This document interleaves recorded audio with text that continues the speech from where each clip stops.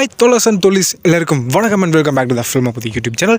கடந்த ஒரு 10-12 வருஷங்களாகவே நம்ம அஜித் சார் அவர்களை பப்ளிக் பிளேஸ்லையோ இன்டர்வியூஸ்லையோ இல்லை மற்ற சோஷியல் மீடியா பிளாட்ஃபார்ம்லையோ லைவில் பார்க்குறது ரொம்பவே ரேரான ஒரு விஷயமா இருந்துகிட்டு இருந்தது.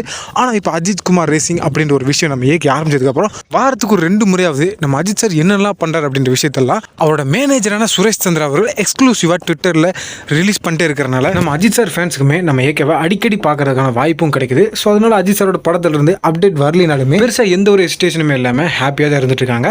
ஆனா இந்த குட் பை அகலி படத்தோட ரிலீஸ் டேட் நெருங்க ஃபேன்ஸ் மத்தியில இந்த படத்தோட டீசர் ட்ரெய்லர் பார்க்கறதுக்கான எதிர்பார்ப்பு வேற லெவல் இருக்குது. அது மட்டும் இல்லாம நம்ம ஏகேவோட லுக் வேற ரொம்ப ஸ்டைலிஷா இருக்குது. இது வரைக்கும் அவர் நடிச்ச எந்த ஒரு படங்களுமே இந்த மாதிரியான ஒரு ஸ்டைலிஷான லுக்ல எந்த ஒரு டேரக்டருமே காமிச்சது கிடையாது. ஆதிக் அவர்கள் எப்படிப்பட்ட ஒரு ஃபேன் பாயா இருந்தா இந்த மாதிரியான ஒரு டிஃப்ரெண்டான லுக்கை நம்ம ஏகேக்கு டிசைன் பண்ணியிருக்காரு அப்படின்னு பாத்தீங்களா.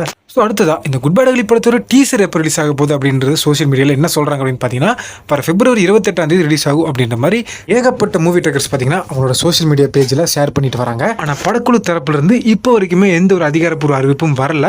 இன்கேஸ் இந்த படத்தோட டீசர் வர February 28 ரிலீஸ் பண்ணுறதா இருந்துச்சுன்னா கண்டிப்பாக ஒரு 2 நாளுக்கு முன்னாடி அதாவது February 26 இதை பற்றின அஃபிஷியல் அப்டேட் வரலாம் அப்படின்ற மாதிரி மூவி டேக்கர்ஸ் எல்லாம் சொல்லிட்டு இருக்காங்க. இன்கேஸ் ஃபேன்ஸ் எல்லாம் எதிர்பார்த்த மாதிரி இந்த February 28 இந்த படத்தோட டீசர் ரிலீஸ் ஆச்சு அப்படின்னா விடாமுயற்சி படத்தோட டீசர் கிடைச்ச வரவேற்பை விட பல மடங்கு இந்த டீசருக்கு வரவேற்பு கிடைக்கும் ரசிகர் மத்தியில் இருந்து. ஸோ இந்த ஹைபேக் கண்டிப்பா மைத்ரி மூவி மேக்கர்ஸ் யூஸ் பண்ணிக்குவாங்க அப்படின்னு நான் நினைக்கிறேன்.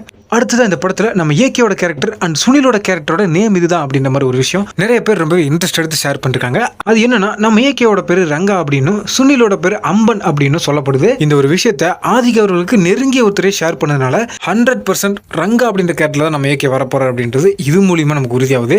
இந்த ரங்கா அப்படின்ற பேரை கட்டாலே லைட்டா நமக்கு 80s வைப்ல வருது. நம்ம சுனில் அவரோட லுக்குமே பாத்தீங்கன்னா 80sல ஒரு ஆள் எப்படி இருந்துட்டு போறோ அதே லுக்ல தான் இருக்கிறாரு. அதனால கண்டிப்பா இந்த படம் 80s காலகட்டத்தில் நடக்கக்கூடிய ஒரு கதைக்களமா தான் இருக்கும்.